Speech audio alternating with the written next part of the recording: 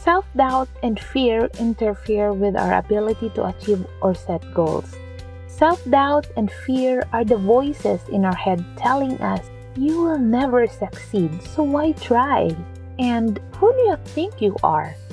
Self-doubt and fear are also what make us listen to those voices and decide to give up before we get started. While many people experience self-doubt and fear at some point in their lives, they take action anyway.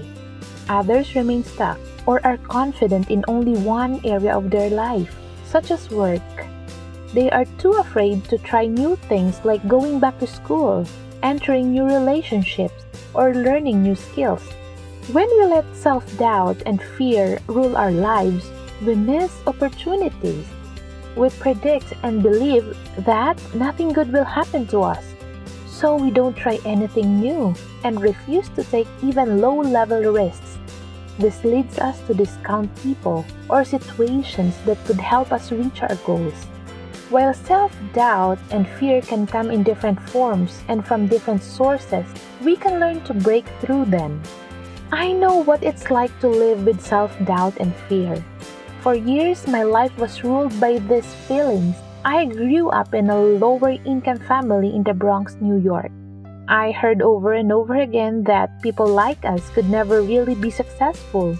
As early as kindergarten, my teacher told my mother I was slow and not to expect too much from me. I was put in the slow learners class. In reality, I was very smart but bored. My next teacher recognized this and moved me from the slow learners class to the advanced class. But I still had my voices telling me, "You'll never make it. You'll never be popular." I felt I wasn't as good as other people because I didn't have the money and nice clothes that some of the other girls had. I was also shy and not in the popular crowd. I internalized outside messages and became a troublemaker. My parents viewed my education as a pathway for becoming a teacher, social worker, or civil servant. They limited my vision and left me believing that I didn't have a choice in what I wanted for my future. I couldn't understand how people became successful at something, but others saw potential in me. I was encouraged to study journalism and was placed in a special writing program. It could have been an incredible opportunity. Instead, I listened to my fears that I'd never make it, so I left the program and pretended that I didn't care. Later, I got accepted to the High School of Performing Arts in New York. Acting had always been my dream, despite the fact that people said my blue-collar Bronx accent would keep me from success. My parents loved me but didn't know how to give me support. They told me it was good to go to performing arts, but that being an actor was out of reach for me. Rather than focus on the fact that I had gotten accepted to this wonderful school, I focused on the negative. My perception was that everyone else was wealthier, more experienced, and more talented than me. I told myself, "You're not as good as everyone else. If you try and don't make it, you look like a fool. But if you don't try, you can still be cool." I pretended that I didn't really want to act. I didn't try and I sabotaged myself. I felt like I had no one to talk to about my ambition. Eventually, I gave up trying and left. I told everyone, including myself, that it didn't matter. But the truth is, I had been afraid to try. I spent the next 2 years in another high school where I used drugs daily and became an addict. I still managed to do well on tests and graduated from high school at age 16. None of that meant anything to me because by that time I had such low self-esteem. I thought if I could do it, it must be easy. I continued to feel that I was never good enough.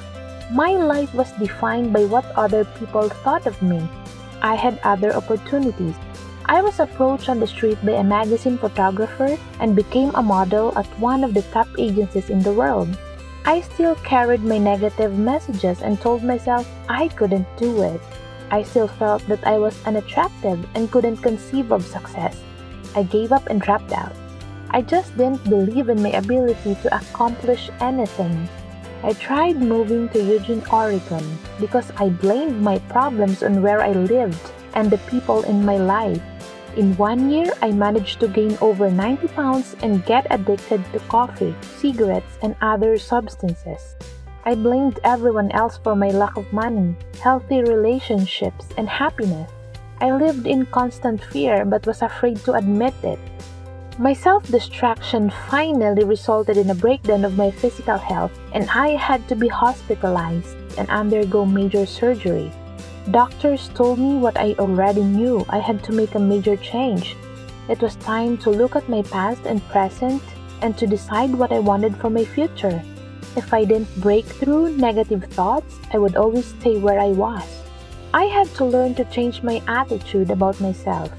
I read about and talked to people who had broken through their self-doubts and taken control of their lives.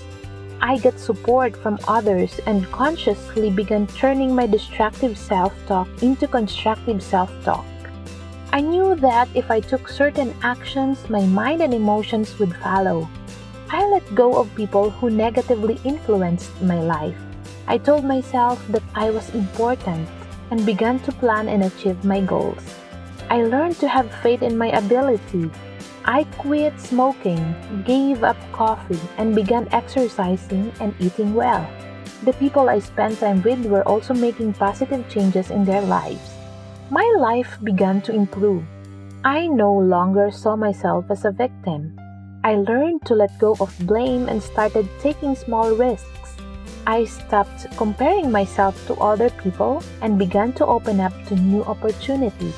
Today, I have a successful speaking and consulting business. I have close friends and a wonderful son.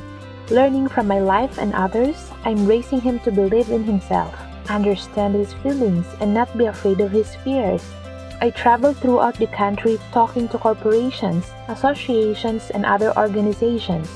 If you need help overcoming feelings of self-doubt and fear, here are the 10 techniques and processes that have helped me get to this place in my life. Number 1. Make a list of your fears. Only by admitting that they exist can you seek solutions. Number 2. Write down how these fears affect your life. Number 3. Become aware of the voices in your head and write down those negative messages.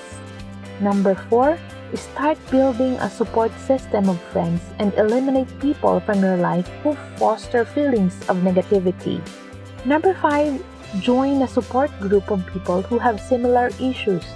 Number 6. Change each negative message to one that is affirming and constructive. Number 7. Read books that help you feel better about yourself. Number 8. Be aware of your past and be willing to let go of it. Number 9. List your goals and the actions you need to achieve them. Number 10. Take one of those actions every day. Each time you do something that brings you closer to achieving your goals, you will feel better about yourself.